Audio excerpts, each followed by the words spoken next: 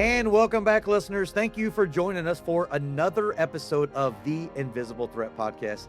I am your co-host, Carter Wilcoxson, CEO and founder of Epic Services Company, joined by my esteemed, super duper esteemed co-hosts, Dr. Matt and Joanne Eby. Matt, how are you doing, buddy?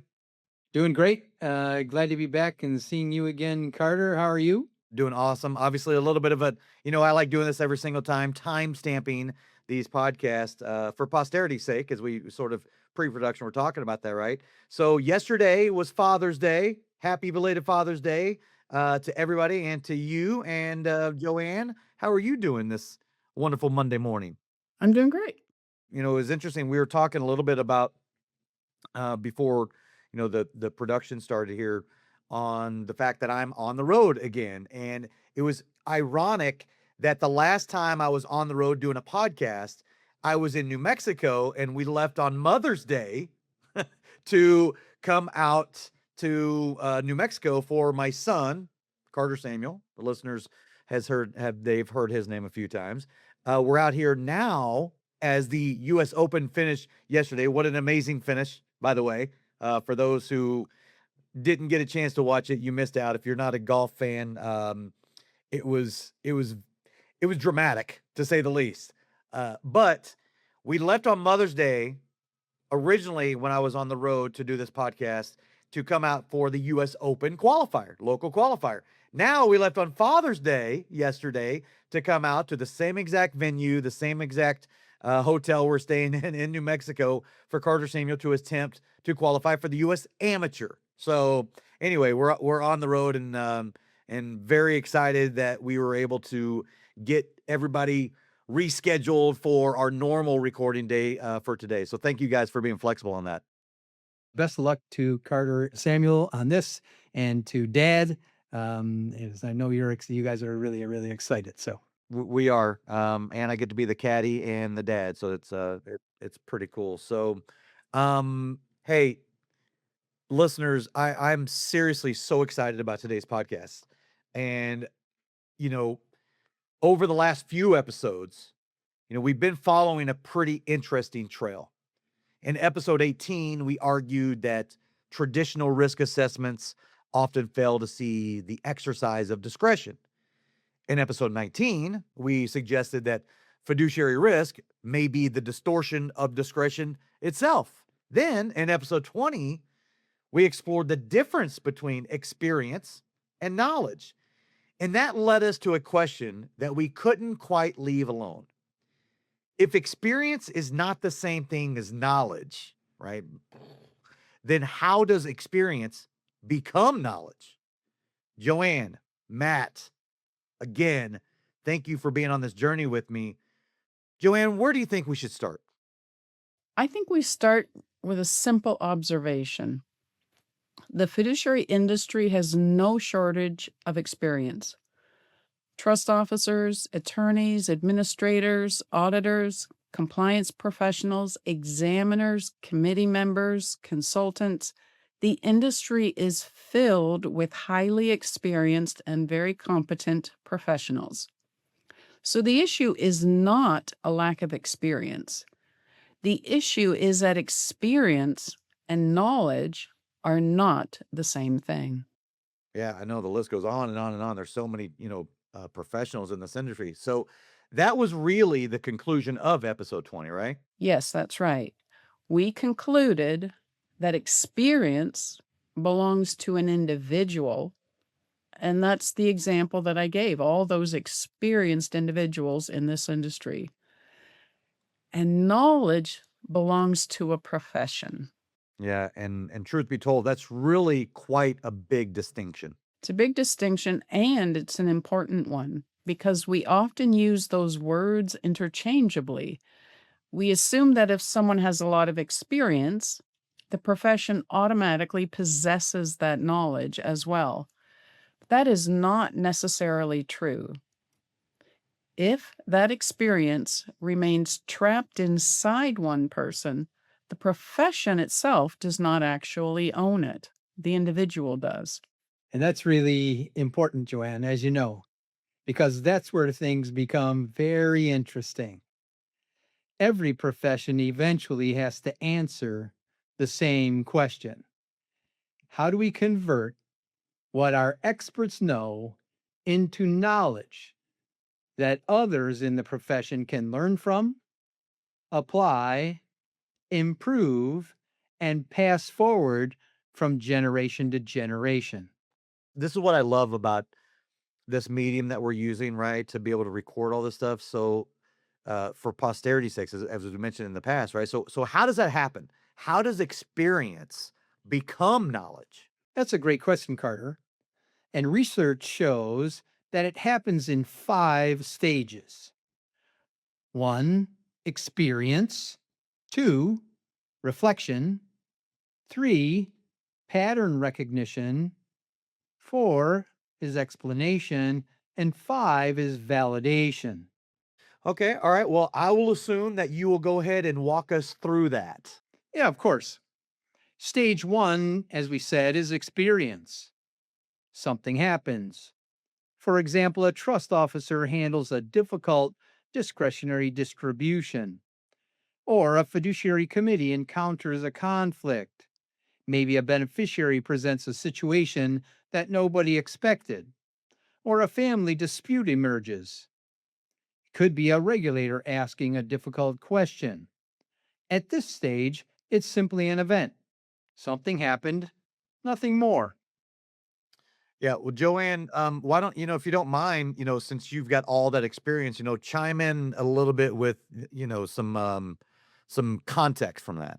That's where a lot of professions start. People accumulate a variety of experiences over time, some good, some bad, some memorable, some painful, but experience alone does not automatically create knowledge. And that's where stage 2 enters, reflection. Someone asks, what happened? Why did it happen? What influenced the exercise of discretion in that case? What factors mattered? What did we miss? Reflection is where learning begins. Yeah, so experience creates the opportunity to learn, but then reflection actually creates the learning itself. Yeah, but there's a problem because many professionals simply accumulate experience and far fewer deliberately reflect on it. They never take the time.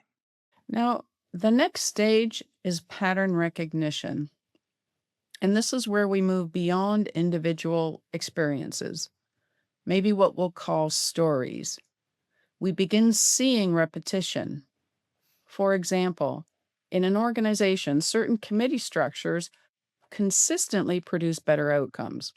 Certain incentives consistently influence behavior. And certain organizational cultures consistently encourage or suppress discussion. Certain fiduciaries will consistently approach ambiguity in similar ways. And that's when you begin moving beyond the anecdotes and identifying patterns. Yeah, and that's important because stories can be a bit misleading, right? For sure, stories are valuable, but stories don't necessarily tell us what is repeatable. Patterns do. And once we begin recognizing patterns, something interesting happens. We start asking a different question. Not what happened, but why? Why does this keep happening? I'm assuming that's where knowledge really starts emerging. You're exactly right. That's where knowledge starts taking shape because now we're developing explanations or reasons. We stop saying, I've seen this before, and start saying, I think this happens because. This is where models emerge, frameworks emerge, theory begins. And this is where listeners may recognize things from prior episodes. We talked about A-fire dimensions. The A-fire dimensions are an explanation. The compass that we talked about, it's an explanation. The theory of fiduciary judgment is an explanation. They are all attempts to explain patterns observed in the exercise of discretion. They are attempts to understand discretion. And that's a very, very important distinction. Okay. And I'm not sure who wants to take this, but then comes the final step, validation. Validation is you ask the questions. Do other people observe the same thing? Can a test be replicated? Can the results improve practice? Can the theory help explain future situations? Can the theory help professionals understand what they're seeing? Because if the answer is yes, then personal insight starts to become professional knowledge. And that is a crucial transition. And I also want to point out, like in this industry, what we're not trying to convey is that there's no knowledge being passed on. There are training programs, very good training programs. The industry itself is seeing additional, coursework in universities. All of that is fantastic.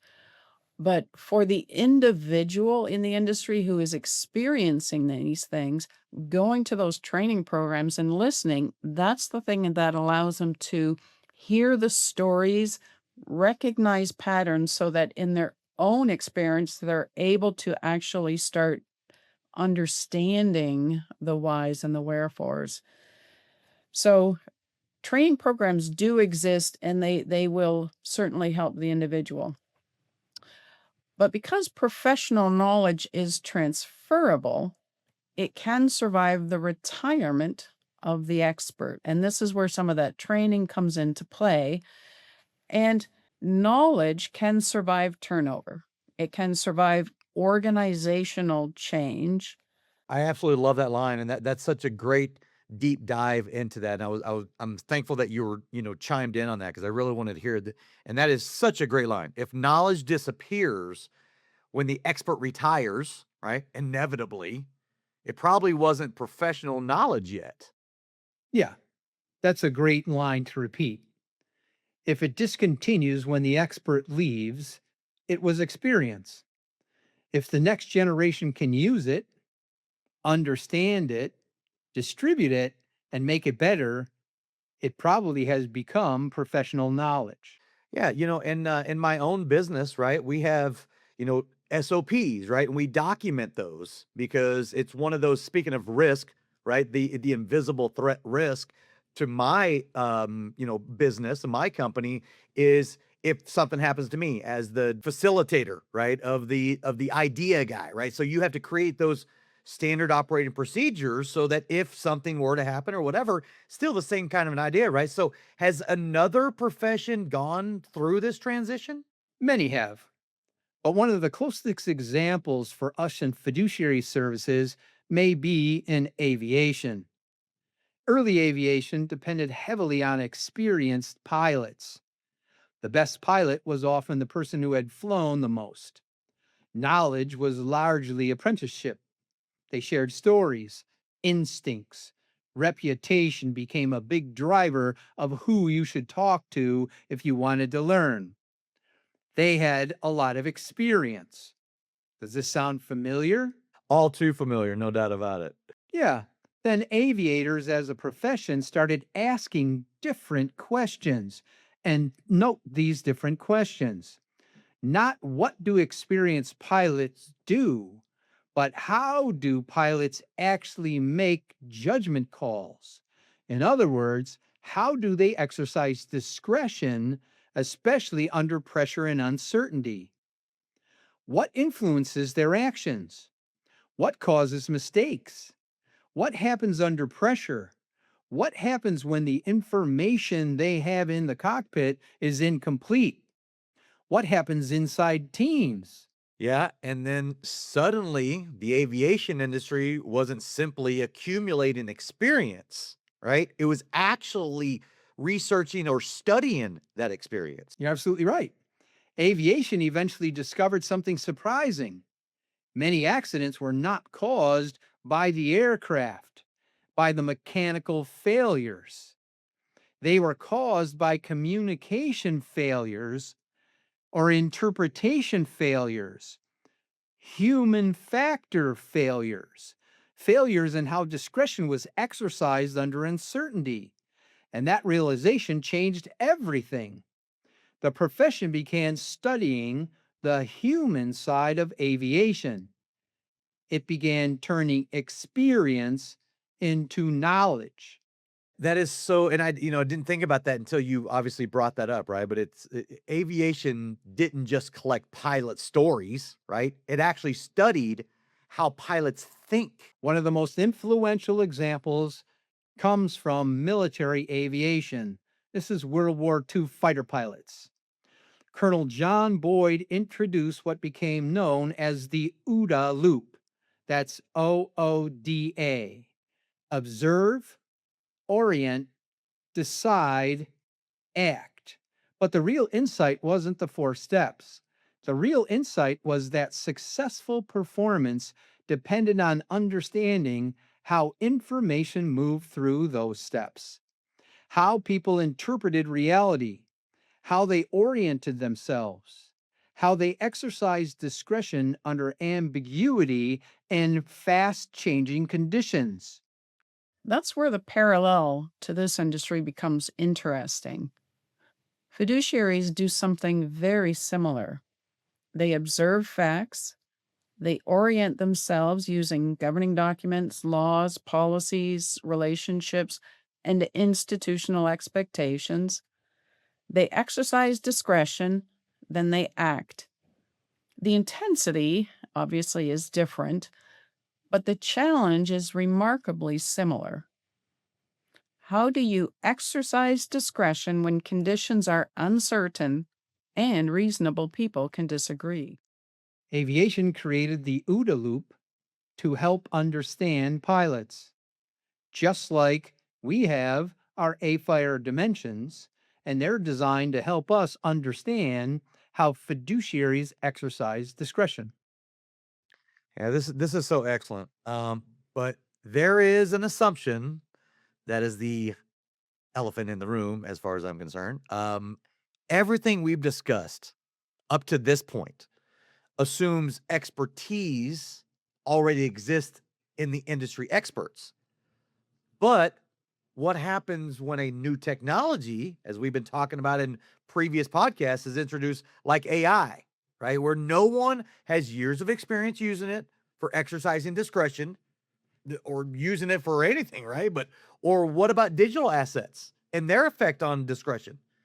What happens when new emerging technologies enter the industry where nobody has decades of experience with it? Carter, that's an awesome comment. We're now talking about a completely different challenge. As you stated, converting expertise into knowledge assumes expertise already exists. But many of the most important fiduciary questions today involve technologies that are evolving, and they're evolving faster than expertise can develop. Artificial intelligence, custody of digital assets, autonomous systems, algorithmic support. These are areas where the profession is creating experience in real time. And Carter, that means the profession cannot rely exclusively on experience sharing. Sometimes, as with these emerging technologies, there simply is not enough experience yet. And what I see from, my research in this industry is that the regulatory framework that generally provides guardrails for fiduciaries, just right now, they can't keep up with the ever evolving landscape that the fiduciaries have to deal with right now, today. There is no, what do the regulations say? Because they don't exist yet either. And just like you mentioned, Joanne, that's where research becomes essential. Not because research replaces experience, but because research allows a profession to investigate questions before decades of experience can accumulate. The fiduciary profession is approaching the same transition early aviation had to face, moving from trust the experienced fiduciary towards let's understand how fiduciaries actually exercise discretion. And that may be one of the most important shifts facing the profession right now, because the future will depend on two responsibilities simultaneously. First, they have to preserve existing knowledge, and secondly, create entirely new knowledge at the same time. Let me see if I've got this right. I've been taking notes, and it seems like we have 5 takeaways for our listeners this week. So pay attention, listeners. Takeaway number 1: experience and knowledge are not the same thing. Experience is personal, knowledge is transferable, right, Joanne? Yes, that's right. For takeaway 2, listeners, professional knowledge emerges through a process, right? Experience, reflection, pattern recognition, explanation, validation. Knowledge doesn't appear automatically, it has to be developed through those 5 steps. Okay, all right. So, takeaway number 3: frameworks such as the A-fire dimensions, love it, so amazing, the compass, the theory of fiduciary judgment, and the OODA loop, something new I learned today, by the way, thank you for that, are designed to explain how discretion is exercised, right? That's exactly correct. So then, takeaway number 4: mature professions eventually develop mechanisms for converting experience into knowledge. And the fiduciary profession is approaching that point now. I believe that it is, Carter. I think that you're absolutely right. Okay. All right. So, my last takeaway 5: professional knowledge about discretion requires understanding how discretion is actually exercised. And if that's true, the next question becomes unavoidable. Who is responsible for creating that knowledge? Exactly, right? Who is? If fiduciary knowledge needs to be preserved, and it does, who does that work? If entirely new fiduciary knowledge needs to be created, who does that work? And if technologies like artificial intelligence, AI, are changing faster than expertise can develop, where will that knowledge come from? And that's where we're headed next. Join us for episode 22: Who Creates Fiduciary Knowledge? Most people do not reflect on these issues. We do. Dr. Matt, Joanne, I was simply like, this was so awesome. And by the way, I had no idea I was going to learn, something new about aviation and everything, and how it all, interchanges, and being able to give that as a example, as an analogy. So thank you guys so much for allowing me to be able to pull out all this incredible information from you. And of course, your dissertation and the track and the path that we're headed down, Dr. Matt. Thank you so much for that as well. Absolutely. It's we're here as a team, as Jordan said before we got on this, and saying that, yeah, it's an excellent complementary team. Yeah, for sure. Joanne, thank you for letting me, get you in and pull you in every chance I get to really, because you're dealing with this day to day, right? You're like in the throes of it. I'm more on the regulatory side and just sort of seeing how that's developing. And what's interesting is the stuff that is coming out from those regulating agencies, especially having to deal with things that are just unknown. It was a few episodes ago where we were talking about, like, okay, so state licensed trust companies can custody digital assets. How? What do we do? So, and it's just that's where my passion is right now in my career, and just observing that and seeing how the different agencies come together in different ways. And we had also in our book, the last chapter in our book, which was quite short, it was just simply a call out to the industry, because it's on the cusp of changing. It needs to modernize, I think, is sort of the direction that, Matt and I came to when we put that book together. And, it is interesting just observing to see like which way is it going to go. It's an industry that is needed, definitely.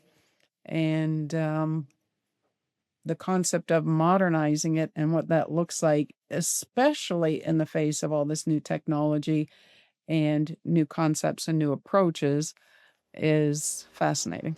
Definitely, no doubt about it. Well, hey, listeners, thank you for joining us for another episode of the Invisible Threat Podcast. Make sure to like, share, and subscribe wherever you do get your podcasts.